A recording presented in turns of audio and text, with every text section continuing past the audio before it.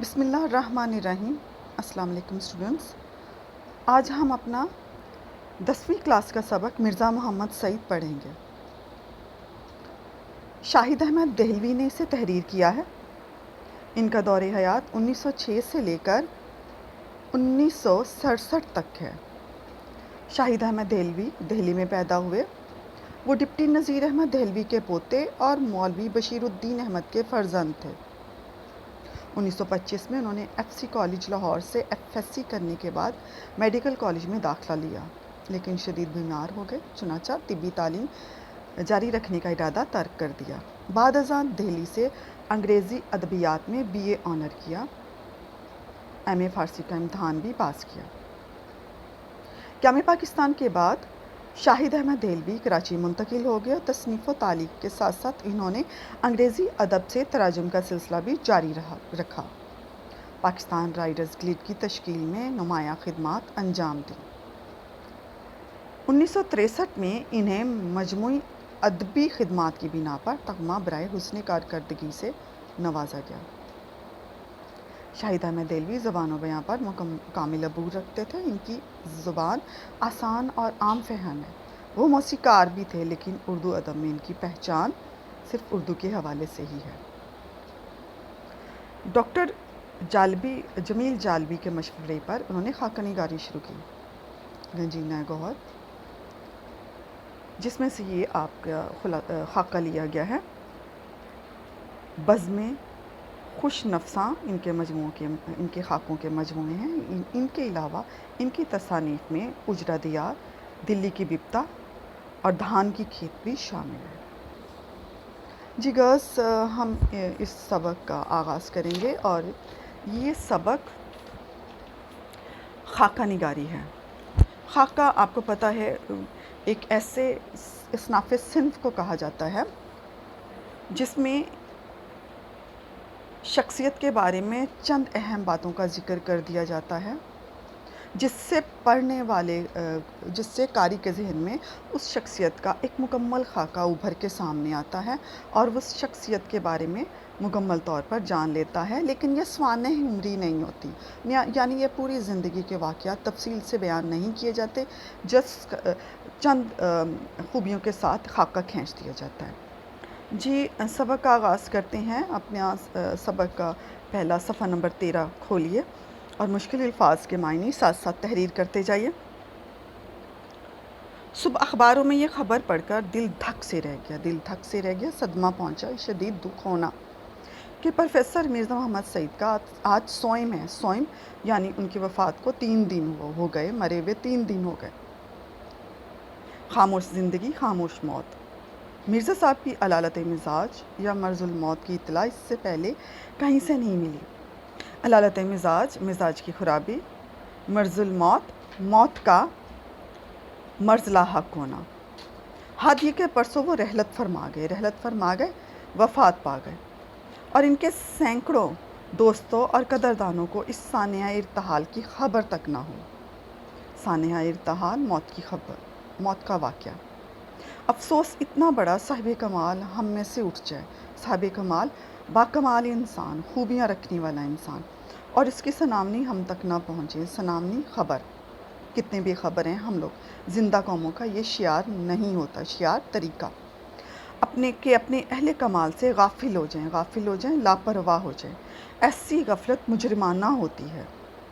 شاید یہ ہماری غفلت کی ہی سزا ہے، غفلت، لاپرواہی، کہ مرزا صاحب کو یوں اکائیکی ہم سے چھین لیا گیا، یا اکائیکی اچانک۔ عالم کی موت عالم کی موت ہوتی ہے۔ عالم مینس با علم انسان، اہل علم میں سے جو ہوتا ہے وہ عالم کہلاتا ہے، اور عالم اس دنیا کو کہا ہے۔ اب بھی ہم کو اس کا اندازہ نہیں ہو سکتا مرزا صاحب کے رخصت ہو جانے سے ہمارا کتنا بڑا نقصان ہو گیا۔ اب ان کی عدم موجودگی رہ کر ہمیں ان کی یاد دلائے گی، عدم موجودگی، غیر موجودگی، اور وقت کے ساتھ ساتھ ان کی جدائی کا گھاؤ بڑھتا چلا جائے گا، گھاؤ، زخم۔ مرزا صاحب بہت ہی خاموش کام کرنے والوں میں سے تھے، یعنی اتنے خاموش کہ خود ان کے زمانے کے اکثر لوگ بھی ان کے علمی اور ادبی کارناموں سے واقف نہیں ہوئے، جان نہ سکے۔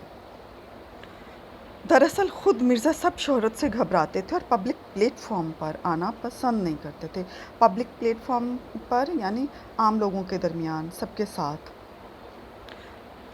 27 की तमन्ना सिले की परवाह से बेनियाज़ थे। 27 तारीफ़, सिला तमन्ना आरज़ू, सिला बदला बेनियाज़ लापरवाह। काम करते थे अपनी तस्कीन के लिए, सुकून के लिए, तसल्ली के लिए।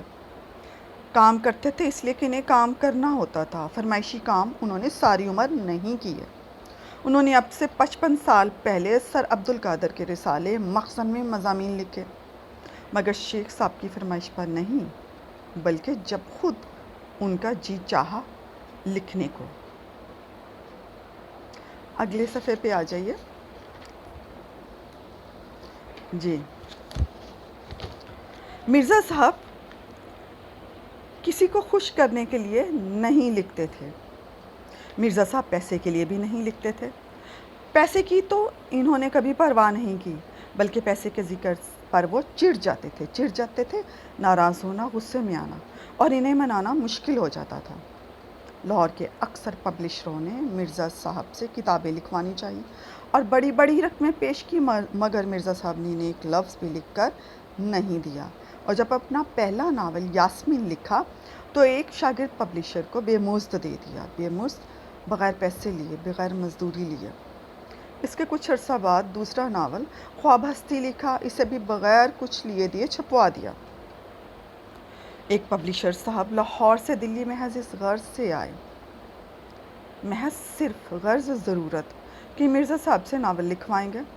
मैंने इन्हें समझाया कि मिर्ज़ा साहब नहीं लिखेंगे, मगर वो बड़े बड़े मुसन्नफ़ों को ख़रीद चुके थे।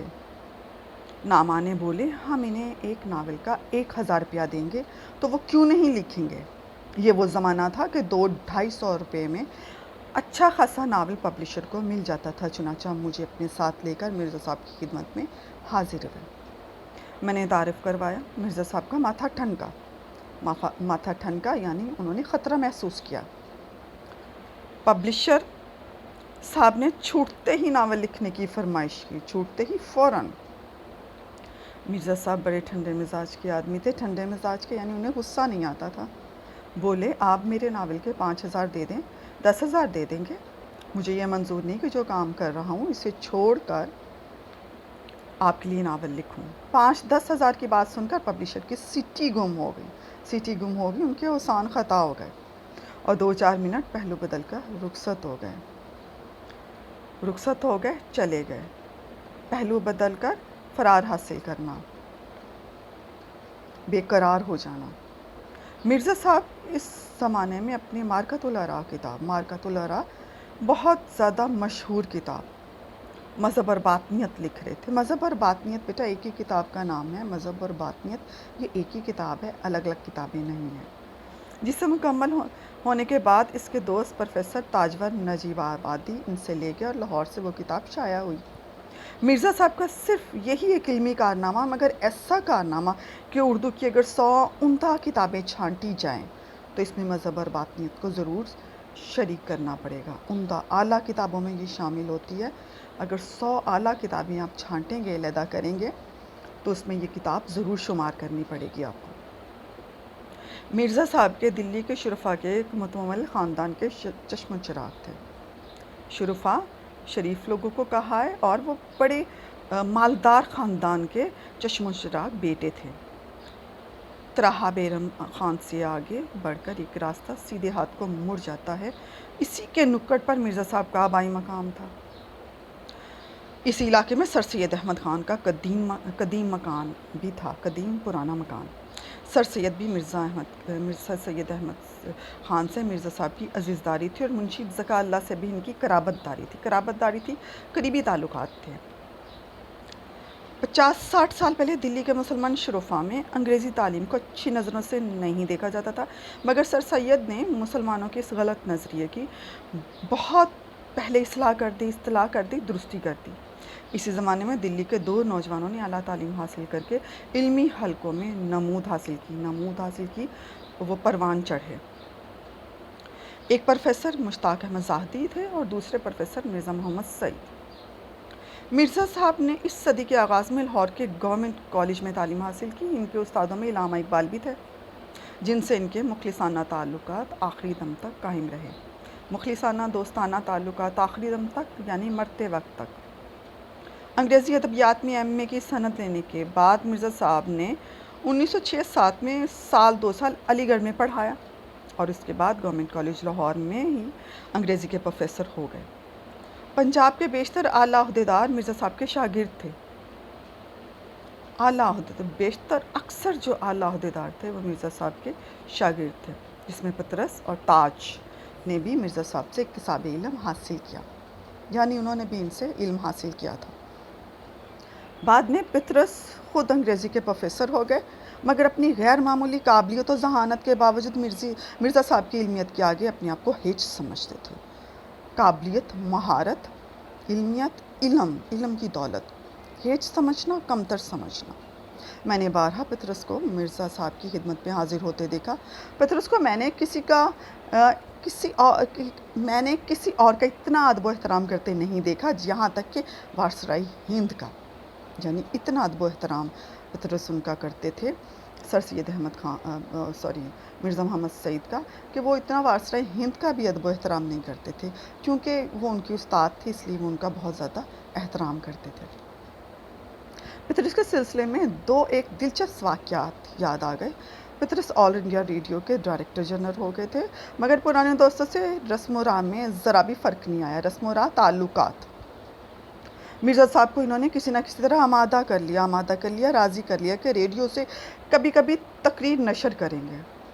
2-1 تقریروں کے بعد مرزا صاحب نے کانٹریکٹ واپس لے لیا، کانٹریکٹ معاہدہ ختم کر دیا، واپس لے لیا۔ شدہ بات پطرس تک پہنچی، آہستہ آہستہ۔ حاضر ہو کر وجہ دریافت کی، وجہ پوچھی۔ مرزا صاحب نے فرمایا، تمہیں اصلاح دینے کے بعد مجھے یہ منظور نہیں کہ تمہارے شاگرد بھی مجھے اصلاح دیں۔ اصلاح، درستی کرنا، یعنی کسی نے مرزا صاحب کی لکھے گئے مکالموں کو کاٹ کے اس میں کچھ تبدیلی کی تھی، لہٰذا مرزا صاحب نے کہا، مجھے یہ اچھا نہیں لگتا کہ تمہاری اصلاح کرنے کے بعد تمہارے ہی شاگرد مجھے اصلاح دیں۔ پطرس نے بڑی معذرت کی، معافی مانگی، مگر مرزا صاحب آئندہ نشر کرنے کے لیے آمادہ نہیں ہوئے۔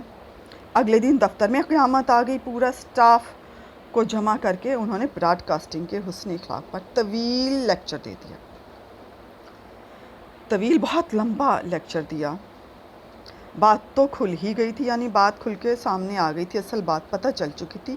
اسٹیشن ڈائریکٹر نے تقریروں کے انچارج کو بلا کر کہا کہ اگر اپنی خیر چاہتے ہو تو مرزا صاحب کو منع کر لاؤ۔ اس کو معلوم نہیں تھا کہ مرزا صاحب پطرس کے استاد ہیں۔ حسب دستور، قاعدے کے مطابق اپنی کارروائی دکھانے کے لیے اس نے ان کے مسودے میں، یعنی ان کی تحریر میں سے 2-1 فقرے نکال دیے تھے۔ ان فقروں کا نکالنا اس کا نوکری سے نکالے جانے کا پیش خیمہ بن گیا۔ بھاگا مرزا صاحب کی خدمت میں، معافی مانگی، ہاتھ جوڑے۔ مرزا صاحب نہ مانے، بولا، تو حضرت میری نوکری گئی، بال بچے بھوکے مریں گے اور آپ کو دعائیں دیں گے۔ مرزا صاحب کے کان کھڑے ہوئے، ہوشیار ہو گئے، یہ بات سن کے بہت ہوشیار ہو گئے۔ اب بولے، یہ تو میں نہیں چاہتا۔ اس نے کہا، اگر آپ یہ نہیں چاہتے تو اس کانٹریکٹ پر دستخط کیجیے۔ مرزا صاحب نے فوراً دستخط کر دی، یعنی دوبارہ سے کانٹریکٹ انہوں نے کر لیا۔ جنگ کے زمانے میں حسن اتفاق سے دلی میں لاہور کے بیشتر ادیب اور شاعر ریڈیو میں یا دوسرے سرکاری محکموں میں جمع ہو گئے تھے۔ پطرس کے تحریر پر ایک ادبی حلقہ قائم کیا گیا، جس میں ڈاکٹر تاثیر، فیض احمد فیض، حامد علی خان، حمید احمد خان، چراغ حسن حسرت، محمود نظامی، غلام عباس، انصار ناصری وغیرہ شریک کیے گئے۔ ہر مہینے اس کا ایک جلسہ ہوتا تھا، کبھی پطرس کے گھر پر، کبھی ڈاکٹر تاثیر کے گھر پر۔ اس میں ایک مقالہ کسی ادبی موضوع پر پڑھا جاتا تھا، مقالہ ایک مضمون پڑھا جاتا تھا اور اس پر گفتگو کی جاتی تھی۔ بیٹا، اس پیج کے آخر میں جتنے یہ رائٹرز کے نیم ہیں، ان کے بارے میں ڈیٹیل دی گئی ہے۔ جب اس طرح سے نمبر دیے جائیں کسی بھی تحریر کے ساتھ تو نیچے اس کی ڈیٹیل ہوتی، تو آپ نیچے سے پیج کے آخر سے اس کی ڈیٹیل پڑھ لیں۔ اگلے صفحے پر آتے ہیں۔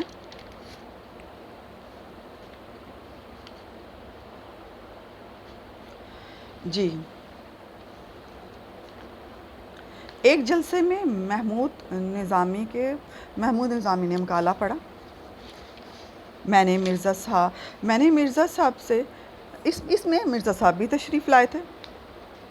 ڈاکٹر تحسین نے گفتگو کا آغاز کیا. پطرس خاموش رہے.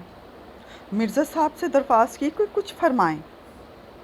مرزا صاحب بحث و مباحثے کو ناپسند کرتے تھے. بحث و مباحثہ تکرار کو اس لیے بڑی محتاط رائے دیتے تھے. احتیاط کے ساتھ اپنا مشورہ دیتے تھے. انداز کچھ ایسا ہوتا تھا. نہیں یہ بات تو نہیں، مگر خیر ایسا بھی ہوتا ہے. پطرس کو شوخی سوجھی.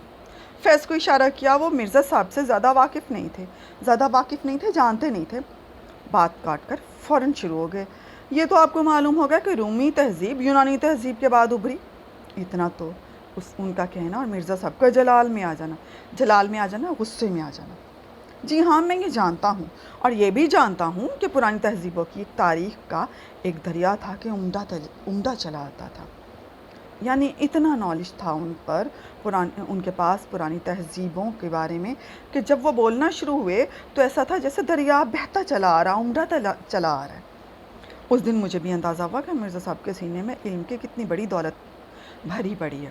فیض پشیمانی سے، ندامت سے، شرمندگی سے بار بار مرزا صاحب کی طرف دیکھتے. پطرس دل میں ہنس رہے تھے کہ دیکھا، اس سے کہتے ہیں علم کا سمندر.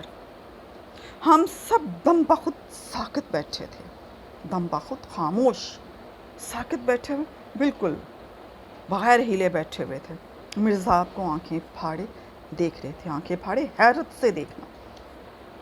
پطرس نے مرزا صاحب کے جلال کو ختم کرنے کے لیے فوراً چائے کا سامان رکھوانا شروع کر دیا اور خدا کر کے مرزا صاحب کا جلال رفع ہوا، دور ہوا، ختم ہوا. مرزا صاحب گھنٹوں مطالعہ کرتے تھے. ان کے کتب خانے میں ہر قسم کی کتاب موجود تھی. ملازمت، درس و تدریس ہی کی تھی، اس لیے نئی سے نئی کتاب پڑھتے تھے. فرماتے تھے کہ اگر میں اتنا مطالعہ نہ کروں تو ان پر انگریز پروفیسروں کے آگے کیسے ٹھہر سکتا ہوں. پینشن لینے کے بعد بھی ان کا واحد مشغلہ شوق مطالعہ کتب تھا، یعنی کتاب پڑھنا تھا. ان کا یہ شغل اب تک جاری تھا. پینشن کا بڑا حصہ کتابیں خریدنے میں صرف کر دیتے تھے، استعمال کر دیتے تھے. مرزا صاحب کی زندگی بڑی سیدھی سادی تھی. کروفٹ یا ٹھاٹ بھاٹ سے کبھی نہیں رہے، یعنی دھوم دھام اور شان و شوکت سے کبھی نہیں رہے. گھر کی سواری ہم نے ان کے پاس کبھی نہیں دیکھی. معدے کے مریض تھے، پیدل زیادہ چلتے تھے. صبح ٹہلنے ضرور جاتے تھے، رات کو جلدی سو جاتے تھے. کھیل تماشے، سنما، تھیٹر کبھی کچھ نہیں دیکھے. خدا کے فضل سے گھر کا آرام انہیں میسر تھا، دستیاب تھا، مہیا تھا. ان کی بیگم بھی ادبی ذوق رکھتی تھی، یعنی وہ بھی ادب سے ان کا تعلق تھا، وہ بھی پڑھنے پڑھانے سے ان شعبے سے وابستہ تھی.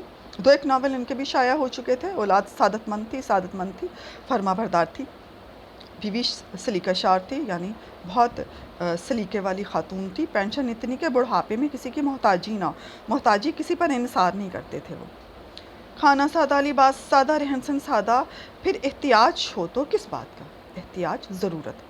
قلب مطمئنہ کی دولت سے مالا مال، یعنی دل ان کا بہت اطمینان کے ساتھ تھا، مطمئن تھا ان کا دل. ریڈیو پاکستان کراچی سے 12 سال پہلے ایک پروگرام دانش قدر شروع کیا گیا تھا، جس میں 4 دانشور بلائے جاتے تھے اور سننے والوں کی باتوں کے فی البدیہہ جواب دیتے تھے. فی البدیہہ فوراً جواب دینا بغیر سوچے. میں میرے سوالات کی خدمت سر انجام دیتا تھا. میرے سوالات یعنی سوالات کرنے کے انچارج تھے. میں نے سوچا مرزا صاحب اگر اس پروگرام میں شرکت فرمانا منظور کر لیں تو اس پروگرام کو 4 چاند لگ جائیں گے، رونق آ جائے گی. چنانچہ میں مرزا صاحب کی خدمت میں حاضر ہوا. عرض مدعا سن کر متبسم ہوئے. عرض مدعا آنے کا مقصد متبسم ہوئے، مسکرائے. فرمایا آدمی شہرت کے لیے کام کرتا ہے یا دولت کے لیے؟ مجھے نہ اس کی ضرورت ہے نہ اس کی. میں نے قدری کر لی، بہت کوشش کی. مرزا صاحب ٹس سے مس نہ ہوئے، یعنی مرزا صاحب پر بالکل اثر نہ ہوا. مرزا صاحب بہت قاعدے کرینے کے آدمی تھے. قاعدے کرینے، بہت طریقے سلیقے کے، بہت ضابطے کے پابند تھے. جو کہہ دیتے تھے ان سے نہ پھرتے تھے، یعنی جو کہہ دیا بس کہہ دیا، اس سے پھرتے نہیں تھے. قیام پاکستان سے پہلے جب مسلم لیگ نے زور پکڑا تو مرزا صاحب نے سیاست میں بھی حصہ لینا شروع کر دیا اور صوبائی मुस्लिम लीग के सदर मुंतखब हुए और मुस्लिम लीग कौंसिल के मेंबर भी चुने गए। कराची यूनिवर्सिटी कायम हुई तो इसके मशीर मुकर्रर हुए, मशीर इस्लाह देने वाले, मशवरा देने वाले। और जब पाकिस्तानी अदीबों का गिल्ड 1959 में बनाया गया तो मिर्ज़ा साहिबी ने इसके पहले इजलास की सदारत की। जी, ये कोई लिखने वालों की कोई तंजीम, कोई अंजुमन बनाई गई थी अदीबों का गिल्ड, तो उसमें उन्होंने इजलास की सदारत की थी। मिर्ज़ा साहब बाज़ाहिर अलील नहीं मालूम होते थे, अलील बीमार, इखराडील यानी दुबला पतला जिस्म, उजला रंग, साफ रंग, कुशादा पेशानी, चौड़ा माथा, घनी भमें, गहरी भमें थी के साय में बड़ी बड़ी रोशन आँखें, रुखसारों की हड्डियाँ उभरी हुई, कतरवा मूँछें यानी मूँछें उनकी छोटी छोटी कतरवा थी। हंसते तो सामने के दो चार दांत टूटे हुए नजर आते मगर बुरे ना लगते। दाढ़ी मुंडी हुई यानी दाढ़ी साफ थी उनकी, क्लीन शेव थे, धान पात से आदमी थे यानी कमज़ोर आदमी थे। सन 30 में जब मैंने इन्हें पहली बार देखा तो उनकी उम्र 44-45 साल की थी। 62 में जब वो 67 साल के थे तब भी वैसे के वैसे थे। इन्हें ज़माने का शिकवा या शिकायत, सेहत की शिकायत करते कभी नहीं सुना।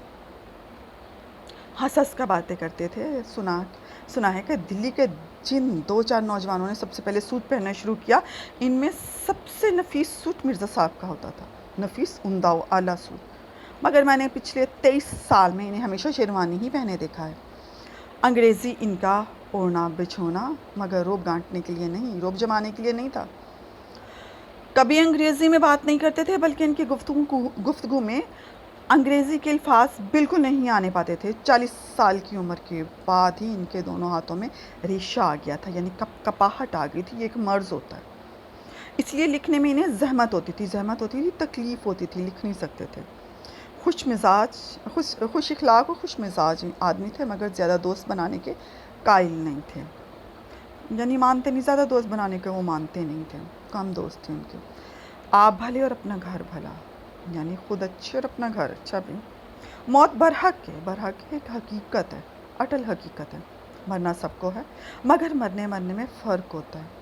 मिर्ज़ा साहब ने खासी उम्र पाई मगर इनकी वफ़ात का सदमा इसलिए ज़्यादा है, सदमा दुख, कि ऐसे काबिल, ऐसे शरीफ और ऐसे वज़ादार लोग ज़माना अब पैदा नहीं करेगा। अफसोस के प्रोफेसर मिर्ज़ा मोहम्मद सईद अब वहाँ हैं जहाँ हमारी नेक आरज़ुएँ रहती हैं। ऐसी जामिल उलूम हस्ती, जामिल उलूम जिसको हर इल्म पर महारत हो, ऐसी जामिल उलूम हस्ती से महरूम होने का हमें जितना भी गम हो कम है। अब कहाँ लोग ऐसी तबीयत के। बहुत शुक्रिया।